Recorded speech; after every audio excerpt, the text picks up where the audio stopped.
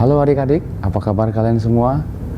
Kali ini kita akan belajar tentang siklus air atau daur air itu sendiri, serta kegiatan-kegiatan manusia yang mempengaruhi daur air itu sendiri, serta bagaimana cara kita menghemat air. Seperti yang kita ketahui, bahwa air itu sangat dibutuhkan di bumi kita ini. Kalian tahu kenapa jumlah air tidak pernah habis di bumi ini? Ya, betul sekali. Hal ini dikarenakan air mengalami daur air itu sendiri. Mari kita sama-sama menyaksikan bagaimana proses daur itu terjadi.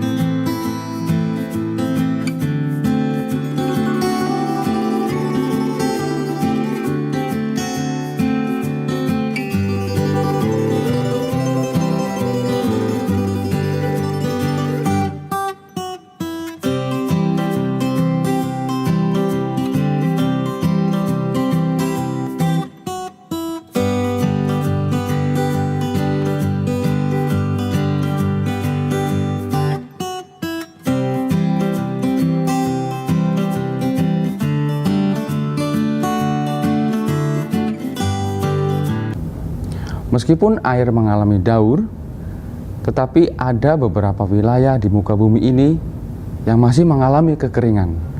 Hal ini disebabkan karena kegiatan-kegiatan manusia yang mempengaruhi daur air itu sendiri. Sekarang mari kita saksikan ya, sama-sama kegiatan manusia apa saja yang mempengaruhi proses daur air itu.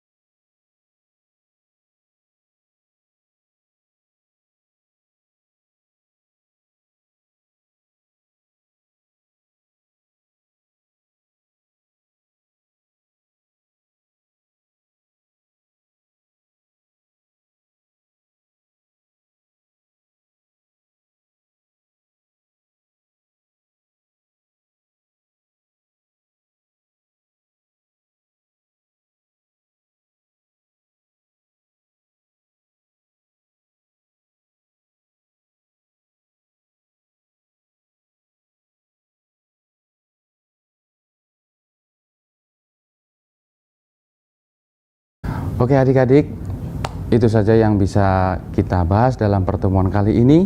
Semoga bisa bermanfaat tentang proses daur air yang terjadi di muka bumi ini dan juga dampak yang ditimbulkan dari kegiatan-kegiatan manusia yang mempengaruhi proses daur air itu sendiri dan juga bagaimana cara menghemat air. Air. Tahukah kamu? 75% tubuh kita adalah air. Setiap hari, air akan keluar dari tubuh kita. Saat cuaca panas dan saat berolahraga, air akan keluar dalam bentuk keringat. Air juga keluar saat kita buang air kecil. Air yang sudah keluar harus diisi lagi. Kalau tidak, akan terjadi dehidrasi. Caranya adalah minum air sebanyak 2,5 liter atau 8 gelas tiap harinya. Jumlah air di bumi dari dulu sampai sekarang tidak berubah. Mengapa? Karena air terus bergerak. Ini dinamakan siklus air. Jadi prosesnya adalah air menguap menjadi awan karena panas matahari, lalu awan menurunkan hujan ke permukaan bumi. Proses ini akan terus berulang. Air di bumi terdiri dari 97% air asin dan 3% air tawar. Kita hanya bisa mengkonsumsi air tawar. Sebagian besar air tawar adalah es yang ada di kutub. Sisanya yang bisa kita gunakan terdapat di tanah, sungai, dan danau. Polusi. Air bersih yang kita gunakan berkurang karena polusi. Polusi disebabkan oleh limbah pembuangan pabrik dan yang paling banyak adalah limbah rumah tangga. Contohnya air dari mencuci baju, air dari mencuci perabot, toilet, dan sisa makanan yang tidak habis. Jumlah pemakaian air. Mari kita hitung banyak air yang kita pakai. Menggosok gigi dengan air yang terus mengalir akan menghabiskan 12 liter air tiap menitnya. Jika kamu menggosok gigi selama 2 menit, maka air yang terpakai adalah 24 liter. Mandi dengan bathtub menghabiskan 112 liter air. Menyiram toilet membutuhkan 24 liter air per flush. Jika kamu ke toilet 5 kali, maka air yang dipakai adalah 120 liter. Mencuci piring menghabiskan 12 liter air per menit. Jika kamu mencuci piring selama 5 menit, air yang terpakai adalah 60 liter. Mencuci baju dengan mesin cuci membutuhkan 160 liter air. Jadi jumlah pemakaian air yang kita gunakan per hari adalah 476 liter. Krisis air. Beberapa negara di dunia mengalami krisis air bersih. Salah satunya adalah negara Afrika, yaitu di kota Kenya. Penduduknya hanya bisa memakai 95 liter air per hari. Air bersih sangat sulit didapatkan karena adanya kekeringan. Kaum wanita dan anak-anak harus berjalan sangat jauh untuk mendapatkan air. Perjalanan yang dilalui selain panas dan jauh juga berbahaya karena tingkat kriminal di daerah Kenya cukup tinggi. Air yang mereka dapat juga mengandung bakteri berbahaya yang dapat menyebabkan penyakit-penyakit berbahaya seperti diare dan dehidrasi. Menghemat air. Bagaimana cara kita menghemat air? Berikut beberapa cara yang dapat kamu lakukan. Saat menyikat gigi, taruh air dalam gelas untuk berkumur. Jangan biarkan air terus mengalir dan pastikan keran air tertutup dengan benar. Saat mandi, gunakan shower karena pemakaian airnya lebih sedikit daripada menggunakan gayung atau bathtub. Usahakan mandi tidak lebih dari 5 menit.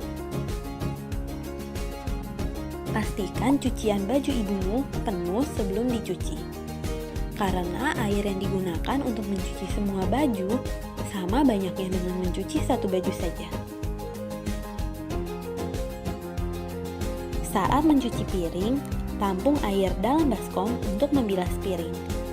Cara ini lebih hemat daripada menggunakan air yang terus mengalir.